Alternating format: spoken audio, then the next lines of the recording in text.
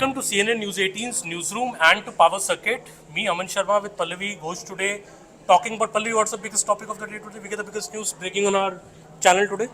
One, of course, is the caste survey, Bihar. We'll talk about that later. And Satyam Shivam Sundaram, not the movie, but Rahul Gandhi's article in the Indian Express. Rahul Gandhi's version of what a true Hindu should be and an ocean. He talks about an ocean. He talks about the fact that Hinduism is like an ocean. It embraces different beliefs. He also talks about the Daromat line, that once you kind of control fear within you, then you've actually captured the essence of Hinduism. That's very interesting. But BJP is saying that Rahul Gandhi भी Hinduism की हिंदू होने की बात कर रहे हैं तो क्या चुनावी हिंदू है क्या? Tejasvi Surya's tweet, like the thing about Hinduism is that anyone can write about it, including Rahul Gandhi. But each time Rahul Gandhi talks about Hinduism, does that help the BJP? Because see, Asli Hindu wala images and Hindutva wala images always going to be there with the BJP, right? Well, I think we should move this question to our big guest today, which is a big surprise on CNN News 18. So we have a major guest today on our Power Circuit who's going to explain this topic to him. And he's beginning his big show today evening on CNN News 18. Please meet He's going to make his debut. Rahul Shankar, and we have got him here on our Power Circuit. And now let me tell you, Aman is not very nice. So he doesn't allow too many people to join our show. But today he's being very nice to you. I'm very honored. Aman, you're so sweet. Thank you very much. It's lovely being in this beautiful office, and it's a new facility. So it's a real change for you guys also, I'm sure. Yeah, absolutely. You're most welcome to join us, Rahul. But I think Rahul Gandhi decided to write this piece because perhaps he knew you're joining us. So he's got a topic in hand. So the question which I was asking Aman a short while back, do you think it helps the BJP every time Rahul Gandhi talks about Hinduism? Because, Well, you see, it's a very good question that you've posed because, the BJP constantly says without Rahul Gandhi, we might end up losing some number of seats. But, facetious commentary apart, I think Rahul's vision of what he perceives Hindu, I don't want to call it an ism because it's not an ism, it's a view on life. So you can't call it, I'm going to disagree with him on that. Respectfully, Rahulji, don't ban me. But basically, I can't call it Hinduism because it's not dogma. And that has been said by his own, grandfather also. Let me just tell you, Nehruji, he might have been a progressive, but he was also a traditionalist. He called himself Panditji, which is an oblique reference to the highest caste that you can be in our tradition. He was also an unapologetically strong champion of the fact that the Hindu tradition is very much rooted in the subcontinent. And that essentially his view on life was drawn from our historicity, from our traditions, from our cultural traditions, which are really Hindu cultural traditions. So he was not trying to divorce our country from its roots. In fact, he says the only way we can distinguish ourselves in a crowded world where there is a Marxist outlook, where there is a Western tradition, where there is even a cynic, i.e. Chinese outlook, everyone has their own sort of civilizational ethos. The only way we can distinguish ourselves is by actually exploring our own root, which is a Hindu root. And he was very, very open to even Mahatma Gandhi, obviously. He idolized Mahatma Gandhi, who was not, Mahatma Gandhi called himself a Sanatani Hindu. Now, if you're a Hindu, you're born in the subcontinent essentially. That's where the Hindus are. Of course, we have moved out, the diaspora is there. But this is the land of Hindus. So the dharmic tradition, whichever way you look at it, has been originated here. So when Rahul Gandhi says that, look, we should not have this sort of, it's not a set of cultural precepts. He's right to one extent. But to divorce the Hindu culture, the Hindu ethos from our subcontinent is oversimplifying. Yeah, but Rahul, when he also wears the, Rahul has also, Congress has said he is the Janeau Dhari. He's gone on all temples. ban करवा के ही छुड़वाओगे मुझे.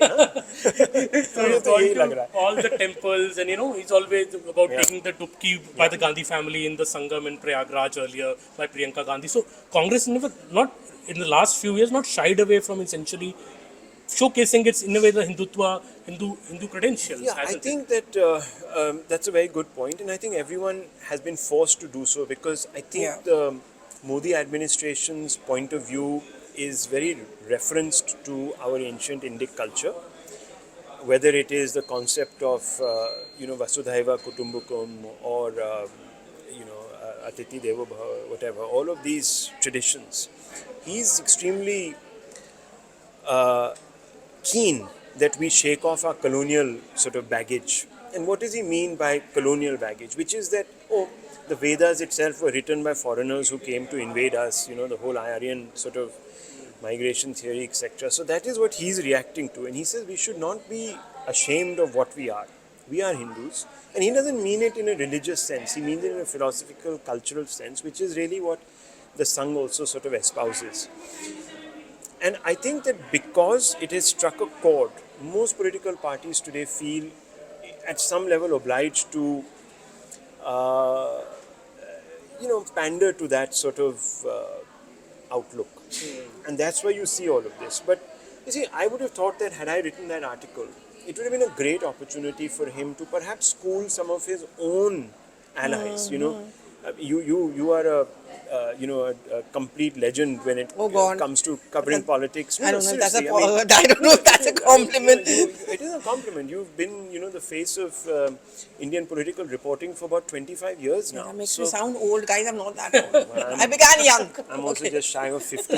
So, but... see, he's not revealing his age. Hanuman, very smart. But the point is that you've seen so much. You've studied up closely Indian politics. And you know that today, started in the 90s essentially in the mainstream. But today I think there's a very strong need to call out those who attack a particular aberration with Hinduism but link it, to the religion itself. This religion is bad, therefore you have these aberrations. No, there are people who are bad, who misinterpreted the holy texts or, the great books, the philosophical texts, traditions to suit a political purpose. Out of most faiths, the Hindu philosophy looks inwards to improve itself. This has not been done through, war or revolution. This is manthan. How much more open a tradition can you actually have? How much more inclusive and democratic a tradition can you have? And we've given, refuge to, Jews who were escaping persecution. We've, the Christians who came.